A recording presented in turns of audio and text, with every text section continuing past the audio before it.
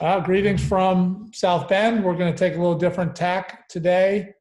Coach Hutchinson from the world headquarters in Baltimore, Coach Byrne live from South Bend. We took a couple of clips from the PLL Championship Game, a couple of extra man situations, and we thought there would have been a lot of demand and questions about spending some time on EMO and man down, and just a couple of kind of points before we get started. Obviously, there's a lot of different ways to play man down. You can do 4-man, you can do 5-man, you can pass a carry, you can stay with a carry, you can jump a carry, you can press out.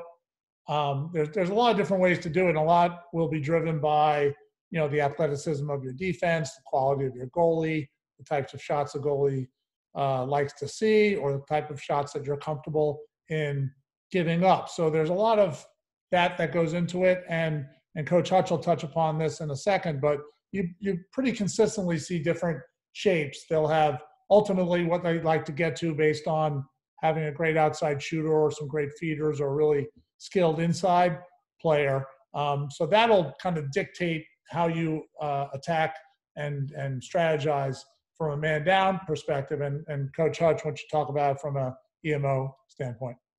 Yeah, I think exactly what Coach just kind of alluded to there was the different shapes that you can start in to get you to your shape. So a lot of shapes that we see pretty frequently are 2-3-1, counting from above the goal down, and then also a 1-4-1 with some carries and some ball movement that gets offensive players into different spots. So they might start in a position where they're not going to end.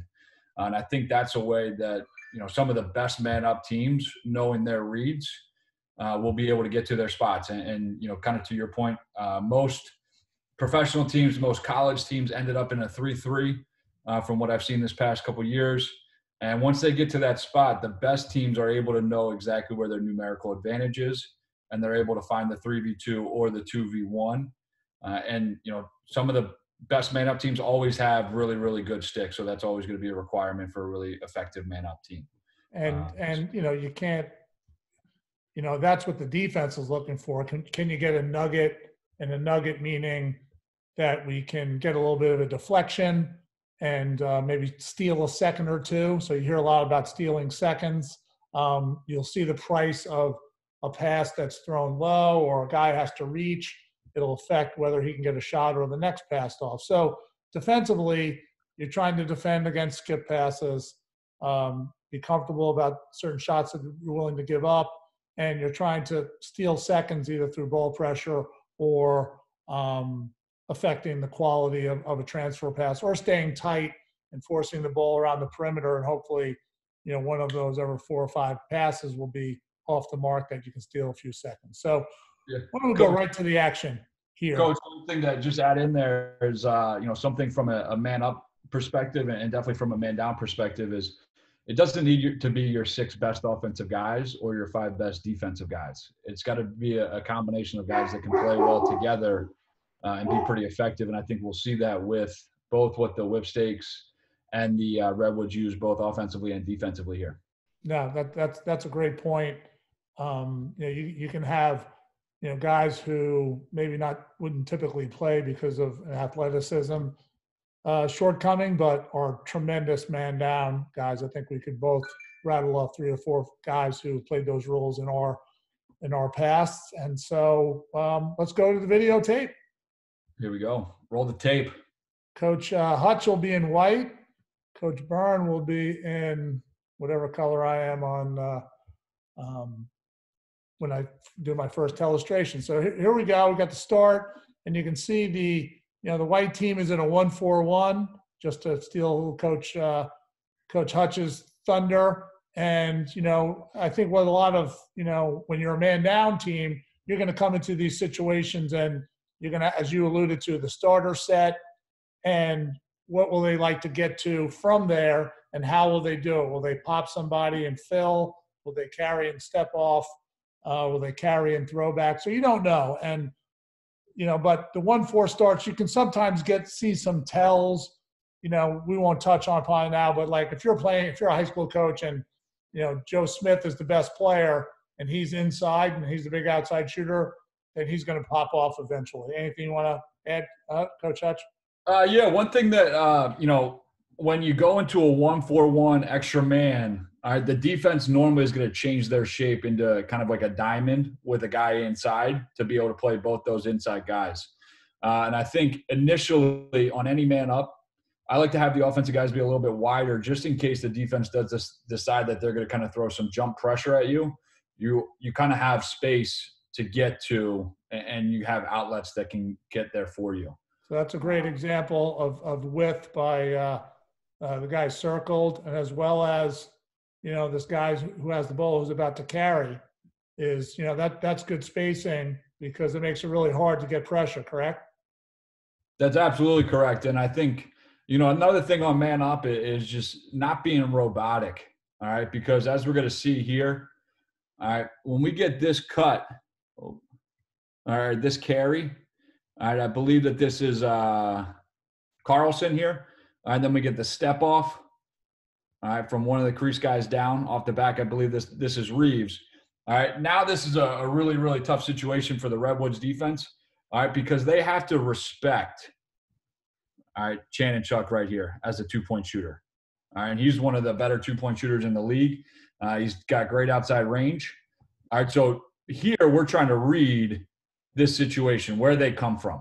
All right, and when we talk about not being robotic, all right, we look at when we carry here right-handed, all right, we want to see this guy still stay as a threat in this open gap between these five guys right here. All right, because that's a pretty easy goal or a pretty easy scoring opportunity that we might have just generated just from a simple carry at that spot. Gotcha. I think, when can you remove your tellies, Yeah. Hutch? All right. So now here you're in a 1-4-1. We would call this a carry step off. And I think the offensive player here does a really good job of making this a legitimate, looks like a legitimate carry. Listen, unless you're playing against a bad team, he's not going to be able to wrap this corner, but he carried it in a way that clearly got the attention. And his job, I think, from an extra man standpoint, is to figure out which of these perimeter guys are going to take him. Are they going to come from the crease, which is what they did? Are they going to come cross cage? And they didn't do that. Or are they going to come down adjacent? So this player's job, number one, is to help determine that. And the way that you determine it is carrying in a legitimate way. And so, the Redwoods come from an inside guy. And this is the point that Coach Hutchinson was saying, that not to be robotic is because they were running a play, but also gave up all this open space. This could be an easy dunk if they weren't running a play. This guy could have just followed Jack Neer into that open space, and there was nobody from the Redwoods to defend him. So they come from the crease while they run kind of an exchange here against Epple. You can see the 2-on-1. A lot of times the 2-on-1 is exposed in different ways, but you can see the 2-on-1 that's exposed right here with Epple and Connor Kelly and Schneider. So the Redwoods decided to on this carry to go from the crease, but again, I gave you three options on how to do that, and now it's a throwback. So it's up to you now, Hutch. Yeah, Coach, and to go back to not being a robot, all right, if we say that that white offensive player is still, all right here. All right, so say we got Connor Kelly right there. All right, now one thing that's going to potentially happen is now this backside lefty attackman is going to be able to make a decision. So same thing we just talked about. So I think this is Glazner's the low defenseman. Is that right, Coach? Yep. So if Glazner had to help in to Connor Kelly, all right, that means that Sexton, I believe, is this guy on the backside. I believe he's going to have to rotate down to play this guy. All right, and what that's going to leave is an open left-handed guy who also was the PLL MVP in Matt Rambo here on the backside. All right, which is going to force the defense to rotate. All right, so Garrett Epple is going to have to make a decision at that point. Do I stay top center and worry about, this guy and Drew Snyder, or do I worry about getting all the way over to Matt Rambo, which kind of creates the defense rotating. And I think that's one thing that you want to try and get to from an offensive standpoint. If you can get the defensive players to move their spots, they're going to be in uncomfortable situations, and you'll be able to, manipulate the defense a little bit more as you kind of proceed through your man up situation. I think because they rotated on that carry from Jack Neer, and he came here, is they were able to keep their perimeter, kind of responsibilities. Epple's in roughly the same spot. Sexton's in the same spot. Landis came down to help, so, there's benefit in that, but now you have a short stick who's down in one of the lower positions, which, there's a price to that. It could be typically a skip pass because the short stick won't have as much range to control skip lanes, and he's not going to be able to close on the crease as well, and that we'll find that's going to be really important later as the play plays on. So they rotated from the crease, they give the throw back, and now you're seeing this exchange defensively.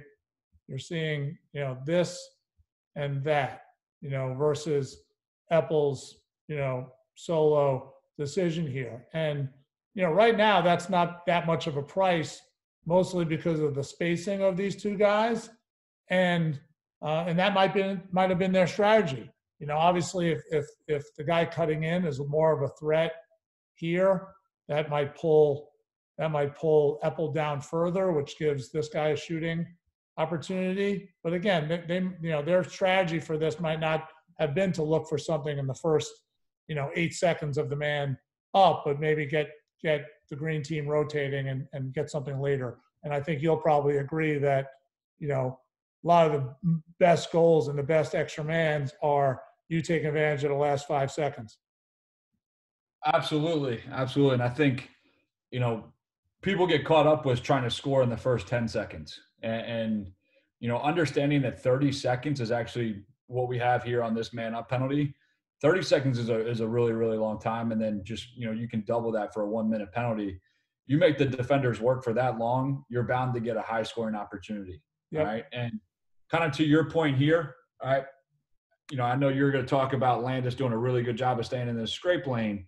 All right. But on this cut, all right, down to the ball, if Epple really had to take custody of that, all right, that's really where the Whip Snakes would have gotten advantage of the Redwoods, because what would have had to happen then, at least from a defensive standpoint, you can talk about that, is you're going to potentially rotate Sexton up into that top center spot. All right. And what's going to happen is now we put the ball in our potential, score, all right, but also a really good decision maker's hands here on the backside where he's reading, all right, do I have an adjacent one more here to Connor Kelly? Did they fly up to him? All right. And if they did, do I have the skip, all right, to Chan and Chuck here on the backside? All right. And what that's going to do is it puts exactly what you talked about earlier. It puts Neer in a really tough 2v1 split between a right-handed finisher and a right-handed shooter, where he now has to cover a lot of space. Well, you're exactly right. And I think, you can see Landis right here with a stick. His job is supporting. He knows there's somebody behind him. He doesn't know exactly where he is, but he's also helping. He's helping here on this look. And here's the thing: when you're playing man down, you either rotate really well in a 4 and 5 man and don't get a lot of ball pressure, or you try to steal ball pressure and steal skip lanes.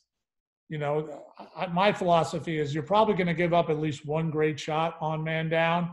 You just want to make your opponents work for it. Going into it and saying, I'm not going to give up any shots is a little unrealistic. But Landis is doing a really good job. Glaze went to try to get some ball pressure here. And what's protecting your skip lanes is Landis. He's helping on this guy on that pass, and he's helping on that pass.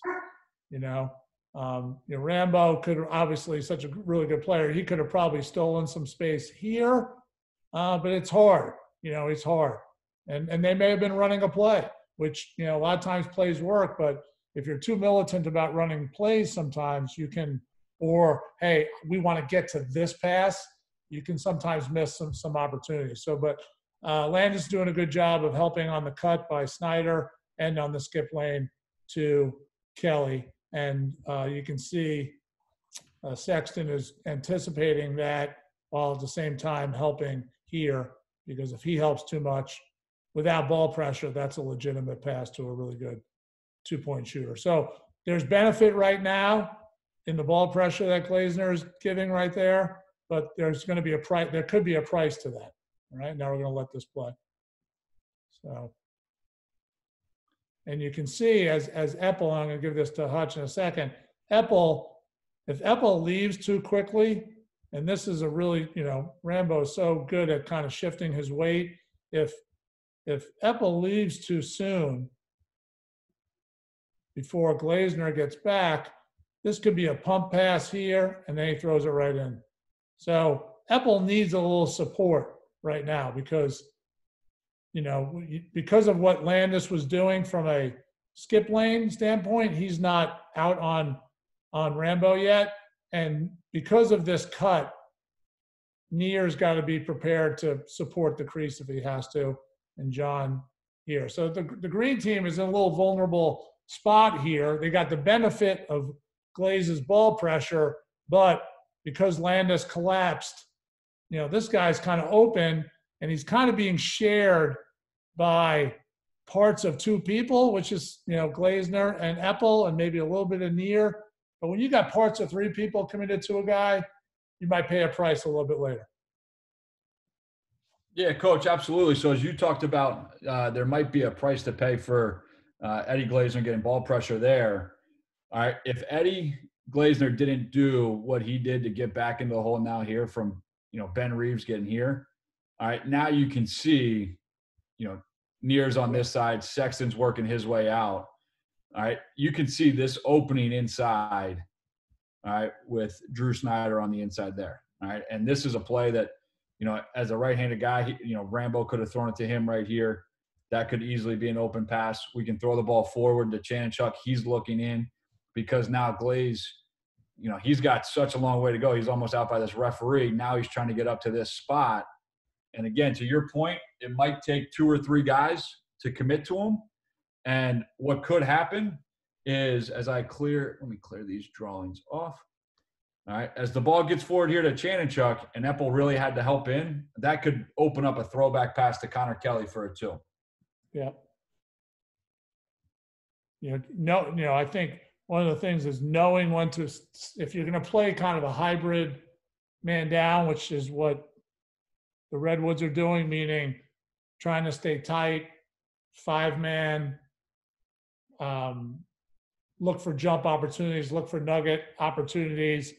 Then, the white team's footwork has to become really good because you're not sure whether you're going to get jumped or whether you're going to not have any ball pressure. So, this approach by Epple becomes really important. He's leaving, and it really kind of highlights, not to steal your thunder, but like he came down here, and now he's curling back into this space.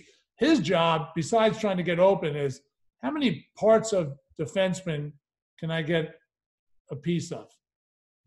Because the more dangerous he is, the more the sense of space that he has, the more man down defenders that he gets partial custody from, which, when you're a good skip team, and, Connor Kelly was a great skip passer, all these guys, when these guys were at Maryland, is, they have good balance, right? And move the ball. You can see Carlson sneaking in here, which, I like this cut coming in here because you can sometimes cut right to the back of the head of this guy, and he's not sure whether he has to rotate up here or whether John is going to rotate, Sexton's going to rotate. Connor Kelly, maybe he's thinking that Epple's going to get some ball pressure or get jumped, so he didn't spend a lot of time looking at him or looking at him, and he kind of has both of them. So, but, listen, they're running an action, and they're trying to get to something very specific. So this ball moves here, and Sexton tries to jump and get some ball pressure. And that's a great thing. He gets a little, steals a second or two in a 30-second man down. You steal a couple of seconds a few times, you could be a third of the way through your man down. So, maybe talk about what you do when you get pressure here, Hutch. Yeah, so Coach, kind of going back to, Jay Carlson's cut, he's in this spot right here. All right, now when the ball becomes his outlet, well, I'm coming back to it. All right. So now when he's here, all right, when he sees that he's not getting this pass, all right, from Connor Kelly right now, all right, he wants to make sure that he's able to, sprint to space this way to help alleviate some pressure, all right? Now, when we get to this position, all right, and go ahead and hit play, Coach. All right, we get to this position. All right, we don't want to be kind of, flat-footed. We want to make sure that what's going to happen now is we need outlets, all right, so we can throw the ball here to Jay Carlson, or we'll be able to throw the ball back right to where Connor Kelly was. And what we should always look for in a pressure situation is for Connor Kelly to look right back through this skip lane. All right, because what's going to happen on the backside, and I'll let you talk about this, is they're going to start to pre-rotate these guys over and out, and Neer might be thinking that he's got to start helping on that crease guy. All right, so the quicker we can get rid of the ball with our hands free, all right, the better. But what we want to try and make sure that we're doing is we have our feet are active, our feet are moving, we're avoiding pressure, all right? And, part of pressure comes from the fact that the offensive player wants to catch the ball from where he wants to shoot as opposed to where he wants to make a decision from. All right, and his decision might be shoot, but he needs to give himself the opportunity to feed the ball and throw an adjacent pass at the same time. And when you do jump guys, or you have some guys who are talented at jumping people, and John was one of them, is you got a couple of choices. If you feel like there's a lot of pressure, then he can extend. But since Chanchuk did such a great job of running away, Eppel needs to get held in here so that he can't throw that skip. Because the skip, when you're pressuring, is going to be a goal or a really good, scoring opportunity. So the fact that Sexton pulls out of this pressure is really important, because now he can be closer to his next rotation. And he stole 2 seconds, but Chanchuk did a good job of dragging him away and getting his hands in his eyes. I thought that, just to go back a couple more seconds, I want to talk about, this when remember Eddie Glasner was here getting pressure on Reeves here, and then he's got to leave and get custody of Snyder as Snyder finishes this cut. So he worked really hard to come in here. And we just talked about the ball pressure. We talked about Eppel being in this lane and being inside out on Connor Kelly. So this will be important. You got custody of the crease in your 5-man. You got Landis splitting the 2v1 on the backside. You decided to get pressure, and here's, Landis has got that 2v1. A lot of times, ultimately, you're trying to get this in balance. You're trying to isolate these 2-on-1s or 3-on-2s on the backside of the field. And, when you jump here, you better be working your butt off back to get into the front porch. So ball comes here, right?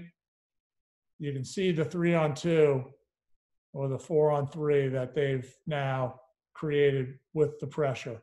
So if you kind of X out these guys, you got 1, 2, 3, 4, and then the 3 Redwoods defensemen. And so the spacing is really important for Connor Kelly. If he was really flat here, that could be easy ball pressure for Eppel.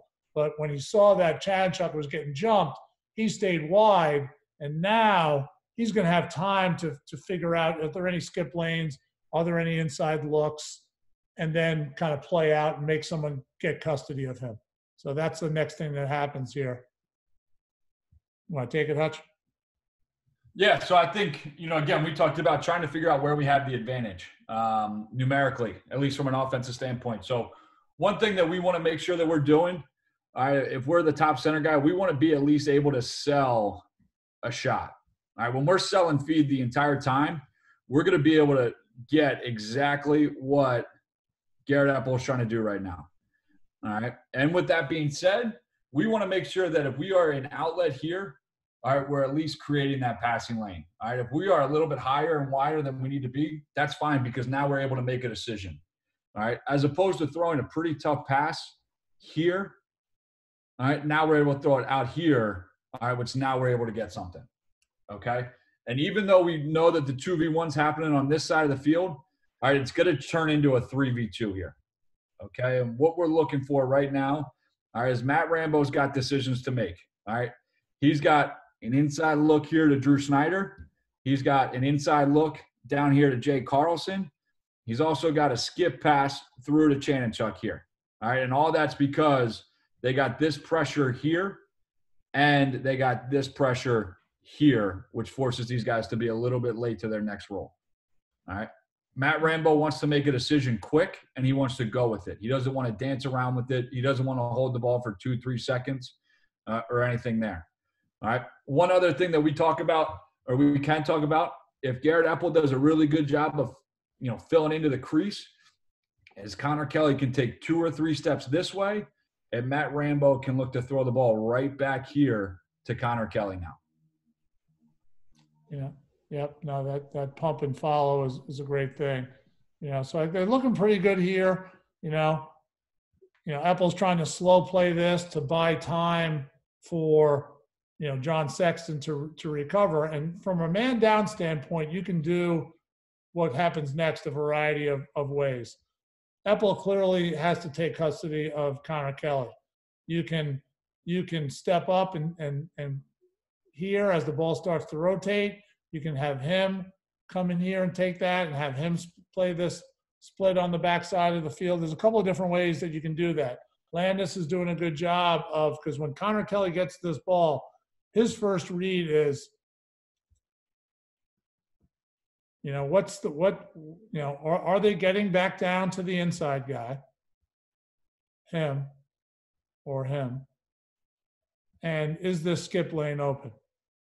Because you can see the massive split that Landis has here with Reeves and Rambo. Hey, Coach, if this guy's a little bit tighter to the crease here, all right, that means that Landis needs to be probably a little bit lower. Right. Which by really standing behind Landis, he's helping the man down. And so that cut that Carlson was making over here, Reeves coming in here, maybe looking for that over the shoulder. And besides putting pressure on Landis, it probably puts pressure on Glaze here as well. So if they're both focused there, now Schneider becomes an easy catch and follow here. So because of Connor Kelly's good spacing and Chanenchuk's, dragging that pressure, Apple does a good job of slow playing this and almost gets that nugget, just misses it. But now you can see the rotation. There goes Landis here. He's got to take him. There's nobody else. Here's Landis. Glaze is trying to drag his stick here, but he's got to be prepared to go here. So he's got that split. And depending on how you want to play this, most teams will step up with Neer here and bring Sexton down. But you also really need Apple to exit there and to come here and help. So you can see the shared custody of Schneider. But because Neer doesn't take custody, come and help a little bit more, and Apple's a little bit late, because remember, he was scraping this pass from Kelly and, maybe dragged him a little bit further than he wanted to. You're going to see, this little pump pass from Rambo, and now you can see that the split that Glaze has now. There's one, there's two, and because there's not, this exit isn't great, and you're a little late here, and partly probably because Carlson's cutting into a dangerous spot. This look from Rambo is just a really good one, and they make a great save. But I think it really kind of isolates the cost and benefit of ball pressure the importance of clean transfer passes, and having a sense of where you're trying to get to and where your defense might be vulnerable. Anything you want to throw on top of that, Hutch? Yeah, I think you made a really good point of every single pass that in that man up was right on the guy's ear, and so when you're not wasting 2 or 3 seconds just catching, corralling, trying to figure out where the pass is going, then you can move the defense pretty frequently, and knowing your reads and hitting singles at times and not trying to over force a feed. And it's easy for us to sit here and be like, oh, this guy should be there, when we get to see our guys every day, as opposed to these guys, they might get a Friday practice before they play on Saturday. So I think it becomes easier for us to say rather than do. Yeah, I think we're going to have time for one more clip, Hutch, and then we can go right into the drills. And so this is the Whip Snakes are on man down against the Redwoods, and the white team is running a 4-man. So they're shutting off the interior offensive player and rotating on the perimeter with the 4 long sticks. So again, seeing, in the first clip, you saw ball pressure and scrape and skip lanes and kind of the hybrid. This is a really, and teams really clean way of doing it. And teams that are really good at this, combined with having a really good goalie, is, a great way of running a man down. And, these guys do a really good job. But go ahead, Hutch. Yeah, I think so. As this one rolls, and when you see a 4-man, I think one thing that you're going to be able to get is a pump and throw back or the adjacent throw forward with some of this stuff. And that just means that the defense is going to have to work a little bit harder on the perimeter. And they have one guy working inside. And what we're going to see here on this carry from Joe Walters is, before we even carry, is Cav did a great job of holding Jake Bernhardt to this side of the cage. All right. And what we're going to see, just because we've done this, is we're going to have a 4-man wheel, all right, with these 4 guys. And because Cav starts to this side of the carry, this low defender from the Whip Snakes has to at least respect this cut here by Westberg. All right, and what that does is it forces the defender to rotate over. All right, because we have all this, we're going to see that we're going to have a 2v1 on this backside, all right, with this one defender. Okay, Yeah, so I think what's so important, I want to kill your illustrations, is what's so important when you're a 4-man. It's always important, but your footwork, no wasted steps, no kind of lunging one-handed checks, no shoving guys. Like, you have to cover so much more of a surface area that any wasted step becomes a skip lane. Because one of the things that Joe Walters is thinking right now is, as I carry here, and Jules Henneberg comes up to this thing, can I get that ball through? And, because of the footwork and the exits of the white team, their job is to not get too extended. You're probably going to have very limited window to jump and get ball pressure unless the man up gets really tight. So skips are always brutal in man down. I think you're particularly more vulnerable to them in 4-man, just because of the amount of space that you're trying to defend. So they run their right. 4-man carry here, right? You can see, they're trying to determine, are we passing? Are we staying with? Because I think this pump and throwback is really hard to defend in the 2-man. And you can see right here as I cut the field in half, this throwback, you got Cav and Ryder, 2 lefties,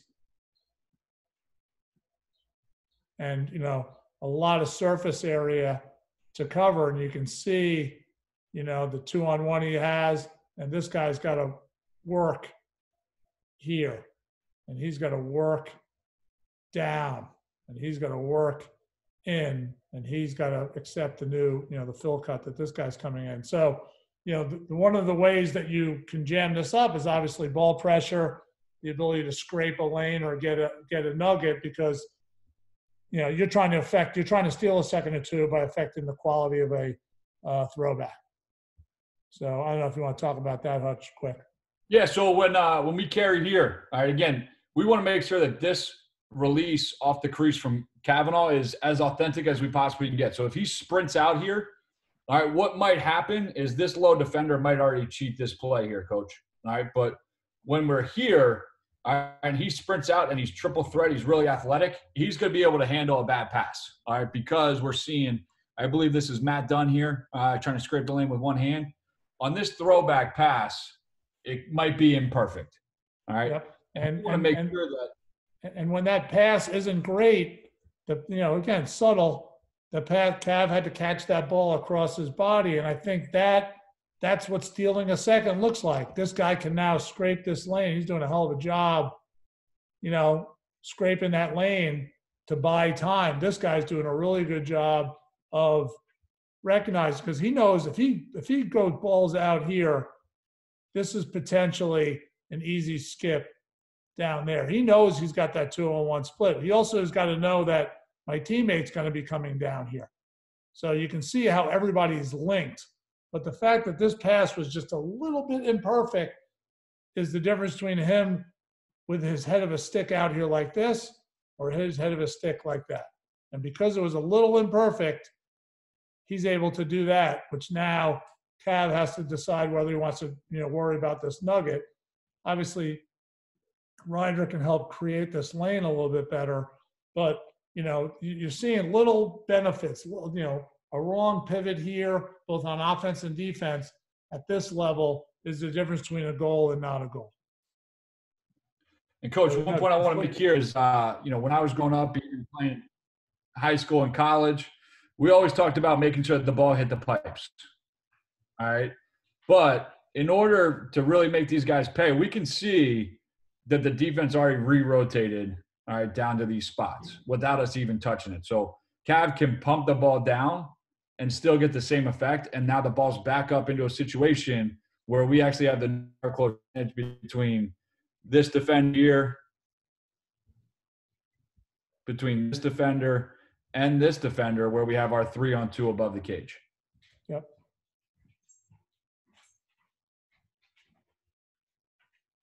All right. And Coach, really last thing. Really good job of, this guy's doing if I jump in here, this defender is doing a good job of taking away that hash-to-hash transfer, good balance here, right? Because if he starts cheating, then he can, that pass becomes available. I like this cut. We talked about this being, Carlson. This is, you lead this guy into space, right? But if you just stay in the same spot, then the defenseman always knows where you are. So I like this cut right here. So again, scraping the lane and trying to buy seconds, right? Trying to affect the cleanliness of that transfer pass.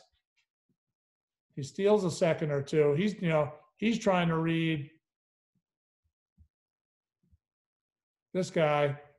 And, I think if Westberg could create maybe a little bit of an angle, he'd be able to kind of catch and curl here. But since he's almost behind here, Joe Walters can't get him the ball. And, he's thinking skip. He knows he's got the guy in front of him. But this defenseman right here is doing a really good job of knowing the split that he's in and reading the eyes of the guy with the ball. Yeah, and Coach, one thing that you can really see it there, if you go back maybe 2 seconds, when Joe Walters gets the ball here. All right, so if Cav were to follow into this space just a little bit, all right, just to right here, all right, what we're going to see is as the defense starts to shift, all right, exactly what you just said. So Earhart rotates up, Jake Bernhardt rotates down, this guy starts to rotate in, this guy rotates down. If we were to pump the ball forward here and then throw back to Cav, we got the defense completely rotating to one side of the field and then over, all right? The other opportunity that's going to be there at this situation is the throw forward and the skip, all right, that we could have seen down at the other end with Shannon, Chuck, and Rambo. And that's the price of extending right there. If that ball gets right, that's what you're saying, right? If that ball moves here, then it could be moved straight across. Absolutely. Because this guy is not in the space that he was just in. So, but good footwork by Berg, but I think just better recovery, better recovery there, and they end up getting the ground ball. So, I think we might have, do you have your drill, Hutch? You want to throw it up there? We can talk I about don't have our drill. Offensive drill, but we have the 3v1 drill. 3v1. Yeah, so if you want to clip that one up. I got it. And we're going to, this is, a drill that we did, early in our spring. And, this guy's doing a little dance routine right here. We're trying to practice our guys catching the ball, being a threat. We're trying to teach our guys. So if we go to the other, you can see the rep taking place right there. Ball just came in right here. And so it's 3-on-2 on that side, right, Hutch? That's correct. And so you can see the 3-on. Here's, I'm sorry, Hutch. 1, 2, just to lay it out for everybody. 3, and then here's, the 2 defensive players inside. Yes, and what we did here was we put a diagonal line of cones, all right, that went to about 17 yards above GLE. All right, you can see the cones there. And now the other thing that we also, because it's set up at like a 5v3, all right, this defender is going to be right on the side of the cones. He can't cross the cone, but he can help deter any type of cut from any of these offensive players inside. All right, as the ball rep happens on this side, ball will come over here to this side, and then this one defender will come out and play a 2v1 on this side of those cones. So you can see the ball is here. The ball is here now. Defender. All right, here's the second offensive player. Here's the third offensive player. And here's the other. And this is the guy who's trapped on the Z line, right in the middle of the field.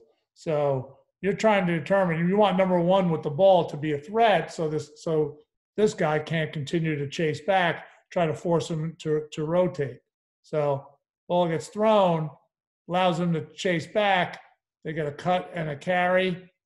Right now you're here and the ball's thrown back. Right, you get a rotation. Right, you get ball pressure again. Right, you get another throwback. You get a shot, jump shot up the hash. Now, not a great rep, but you can see how the defense has to, maybe communicate. Where's ball pressure? What's the guy selling? How I rotate again, how you exit. So a lot of the same themes that you come up against in a man down, where am I rotating, or am I rotating and then following a pass? That communication comes from your partner defenseman.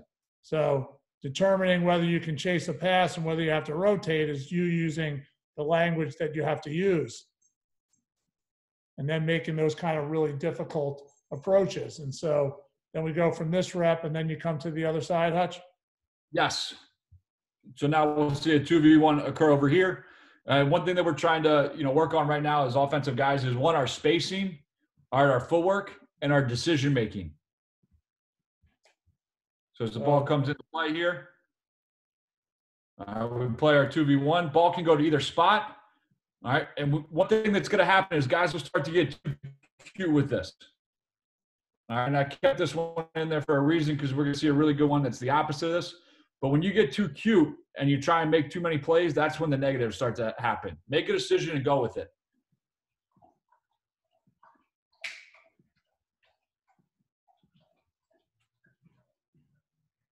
And you can see kind of when you're playing against a team that's trying to chase back, so here's the carry, throws back, guy chases back, you give it right back to the guy, where, if the guy's chasing the ball, you don't want to throw that ball down here.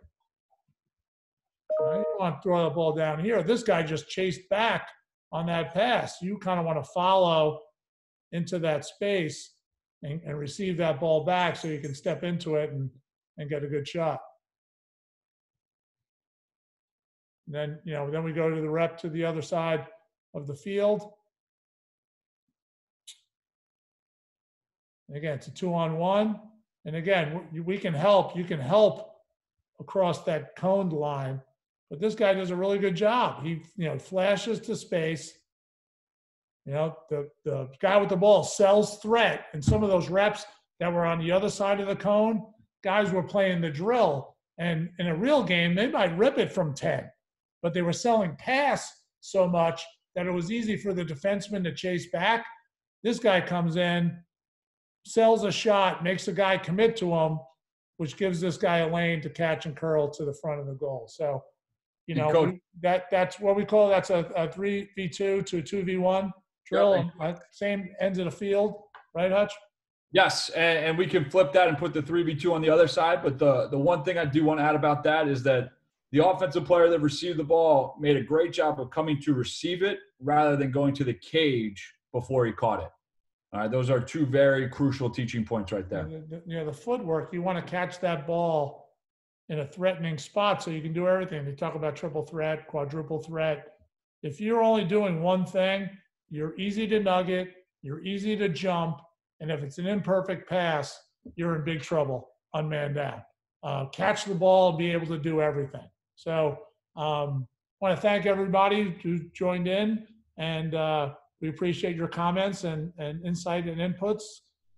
Send us an email, any of us, and we will answer your questions. We've been getting 10 or 15 questions a day, and we appreciate you guys getting engaged, and thanks for your support of One Clip and One Drill. And we will, coming up here at 5 is Coach Corrigan and Coach Bergman riding and clearing. South Bend versus Philly. Let's go. See you next time. Thank you. See you guys.